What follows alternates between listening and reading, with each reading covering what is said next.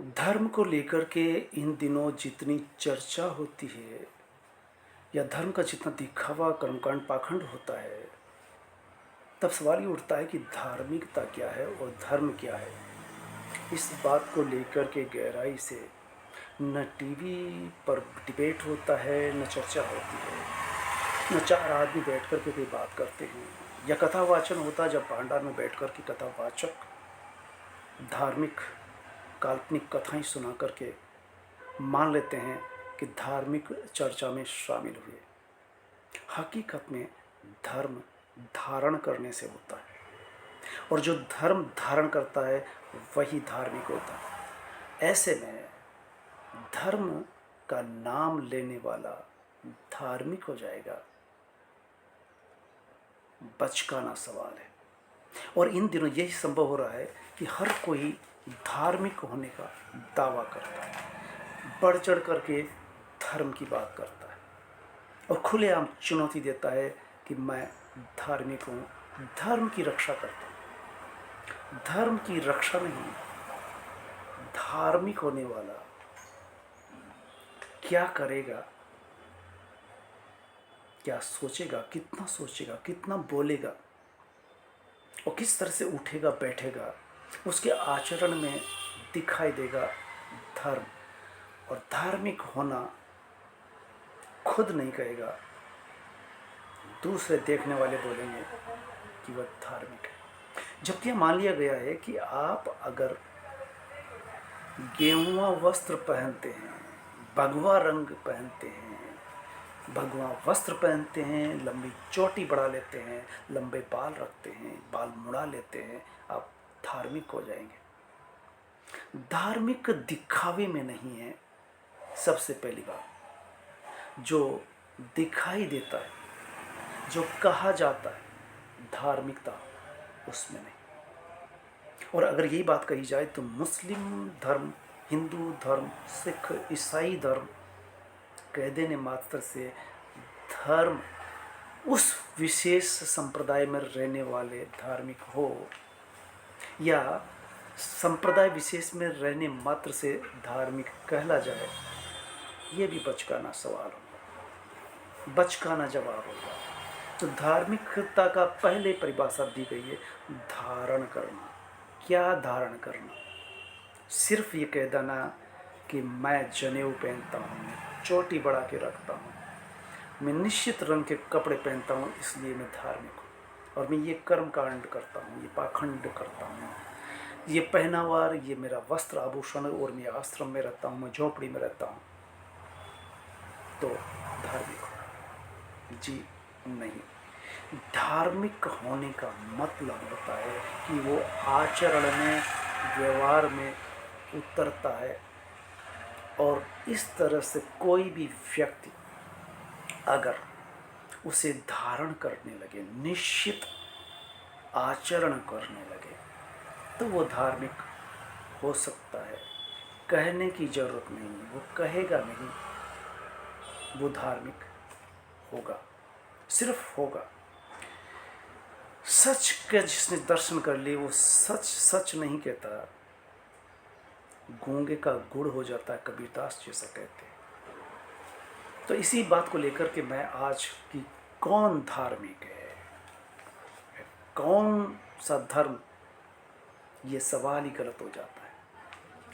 धर्म, धार्मिकता, राष्ट्र और राष्ट्रभक्ति, ये सब बातें कही जाती है, लेकिन इन दिनों धर्म जितना विवादास्पद हो चला है, उस पर ठहर करके विचार नहीं किया जाता। धर्म धारण करने का नहीं, दिखावे का, नारा लगाने का, ऊंची आवाज में कह देने का, या कहे कि मंदिर में भोंपू लगा करके, मस्जिद में भोंपू लगा करके।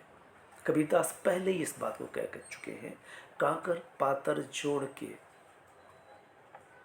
मस्जिद लई बना है, ताचड़ मुल्ला भांग दे, क्या बहरा हुआ खुदा है। पाथर पूजे हरि मिले तो मैं पूजूं पहाड़। चुनौती देते हैं कबीरदास बहुत पहले ही, ये दिखावा, ये पाखंड है, ये कर्म कांड को चुनौती पहले ही दे चुके। ये आज से नहीं, सदियों से दिखावे का, आडंबर का, पाखंड का, कर्मकांड का व्यवहार जारी है और मान लेते हैं कि हम धार्मिक हो गए। धार्मिक होने का मतलब सीधा होता है सब पापस्य अकरणम, कुशलस्य उपसंपदा, सचित्त परियोदपन एतम बुद्धान शासन। कुशलस सब पापस्य अकरणम, पाप कर्मों से मुक्त हो, अपने कर्म ऐसे हो जिसमें पाप न होता। कुशलस्य उपसंपदा, कुशल कर्म करता, ईमानदारी से अपना काम करता, चित्त जिसका साफ रहता। अब ये कह सकते हैं कि मन को निर्मल बना लिया हो जिसने, वो धार्मिक हो सकता है। निर्मल चित्त ही धार्मिक चित्त कहला सकता है। और धर्म कब होगा? जब उसे धारण किया जाएगा। तो पंचशील का जो धारण करता है वो धर्म के मार्ग पर हो सकता है। और धर्म के मार्ग पर चलने के लिए आपको किसी संप्रदाय में पैदा होना और फिर प्रशिक्षण लेकर के धार्मिक हो जाना। प्रशिक्षण कहाँ मिलता है, कैसे मिलता है, तो इस पर मैं आता हूँ। इसके पहले कुछ पूर्वाग्रह जो लोगों के बने हुए हैं, दावा करते हैं कि वो धार्मिक है और धार्मिक होने के नारे कहते हैं।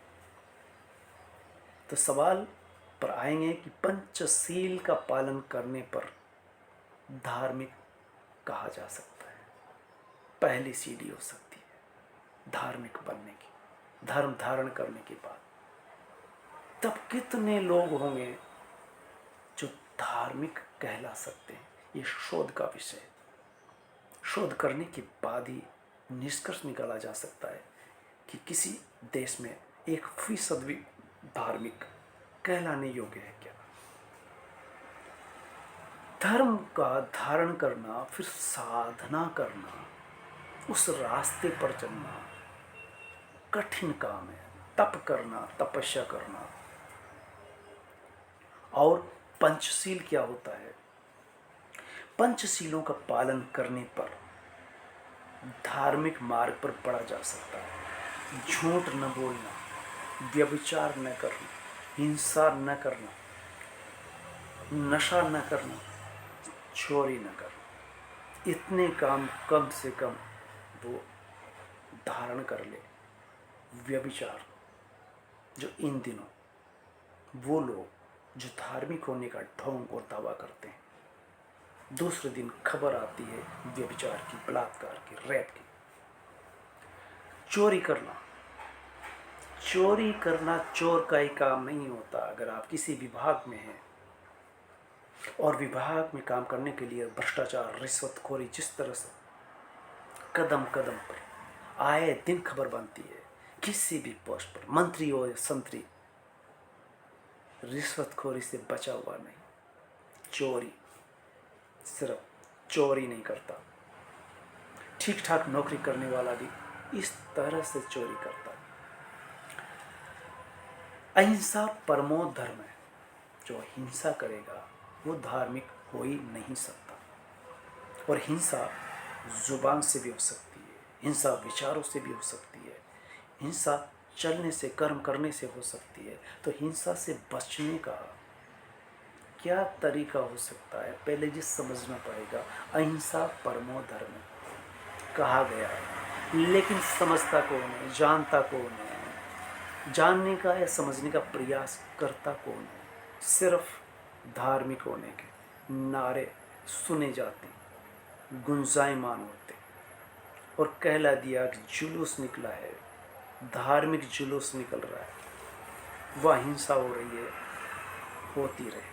अहिंसो परमो धर्म पहली शर्त। तो पंचशील का जो पालन करेगा वो धार्मिक करने का हकदार होगा और अष्टांगिक मार्ग पर चल करके धार्मिक हुआ जा सकता है। अष्टांगिक मार्ग के 2-3 मार्ग, सम्यक दृष्टि, सम्यक कर्म और सम्यक व्यवसाय करना। क्या ये सब जो नारा देते हैं, धार्मिक होने का ढोंग करते हैं, क्या सम्यक वाणी है, सम्यक दृष्टि है, सम्यक कर्म है, या सम्यक व्यवसाय है? ईमानदारी से व्यवसाय करते हैं क्या, चाहे कम से कम लाभ। व्यापार करने वाले सम्यक व्यापार करते हैं। इस तरह से जांच पड़ताल के बाद पता चलता है कि धार्मिक कहना बड़ा आसान है, होना बड़ा मुश्किल है। मन को जो निर्मल करेगा, वो निर्मल कैसे होगा? पाठ पूजा से, तीर्थ यात्रा से, किसी नदी में नहा लेने मात्र से पाप कर्म न कटते हैं और न रुकते हैं। इसलिए कबीर बहुत पहले ही कह चुके हैं, तीर्थ करते करते पोथी पढ़ पढ़ पोथी पढ़ पढ़ पंडित भयानक हो। पोथी पढ़ने से पंडित नहीं हुआ जा सकता। पंडित भयानक हो। पोथी पढ़ पढ़ जग मुआ, पंडित भयानक हो। किताबें पढ़ पढ़ करके ये संसार मर रहा है, लेकिन पंडित पोथियों से नहीं बना जाता। पंडित यहाँ वो कर्मकांडी पंडित नहीं। तो प्रशिक्षण कैसे लिया जाता है धर्म का, ये मैं पिछले कई वीडियो में, लेकिन आज धार्मिक होना सीखा जा सकता है, प्रशिक्षण लिया जा सकता है। आप 10 दिन तक पंचशील पर चल सकते हैं। घर में रह करके कोई पंचशील का पालन नहीं कर सकता है, लेकिन जो विपश्यना करने के लिए किसी संस्थान में जाता है, सबसे पहले वो मौन धारण करता है 10 दिन के लिए, तो झूठ बोलना बंद हो। व्यभिचार वहाँ इसलिए नहीं कर सकता कि औरतें ही दूर रहती है, औरत और पुरुष का क्षेत्र अलग हो जाता है। चोरी संभव नहीं है क्योंकि खाने पीने को वहाँ सब कुछ मिल रहा है। व्यभिचार नहीं हो सकता। नशा वो कर इसलिए नहीं सकता कि वो एक जिस दीवारी में रहता है वह नशा संभव नहीं है। तो पंचशील का पालन करते हुए जहाँ वो रहते हैं, फिर वो समाधि प्राप्त करने के लिए समाधिस्थ होते हैं, ध्यान लगाते हैं। 8-10 बैठकों में 1-2 घंटा बैठते हैं, सुबह 4 से रात 9 बजे तक। 10 दिन के लिए विपश्यना करने वाला शुद्ध रूप से धार्मिक कहा जा सकता है। और जो लौट करके घर आकर के भी उन पंचशीलों का पालन कर रहा होगा, वो धार्मिक कहला सकता है। दावा करने की जरूरत नहीं, कहने की, बताने की, ढोंग करने की जरूरत नहीं। और जो बताते हैं, कहते हैं, ढोंग करते हैं, वो धार्मिक नहीं, वो दिखावा करने वाले हैं। तो इस तरह से अगर आप धार्मिकता समझना, देखना, व्यवहार में उतारना चाहते हैं, तो किसी भी विपश्यना केंद्र जाइए, ऑनलाइन बुक कीजिए, पंचशील का पालन करके लौटिए। तो पहली बार जिंदगी में एहसास होता है कि मौन रहने का क्या महत्व होता है। हम झूठ से बच जाते हैं, असत्य बोलने से बच जाते हैं, और अन्य क्रियाकलाप नहीं करते। वहाँ पर सिर्फ साधना करते हैं, तप करते हैं, सांस पर केंद्रित होते हैं। विचार आते जाते हैं, विचारों को देखते हैं कि हमारे विचार किस तरह से उथले हैं, विचार कितने गंदले हैं, और धीरे धीरे 3-4 दिन बाद विचार साफ होने लगते हैं, शुद्ध और ठीक विचार आने लगते हैं। तो इस तरह से धार्मिक होने का प्रशिक्षण भी लिया जा सकता है, और इस तरह से कोई भी व्यक्ति धार्मिक होने के रास्ते पर चल सकता है, बढ़ सकता है, कदम रख सकता है। तो धार्मिक सीखी जा सकती है। धार्मिकता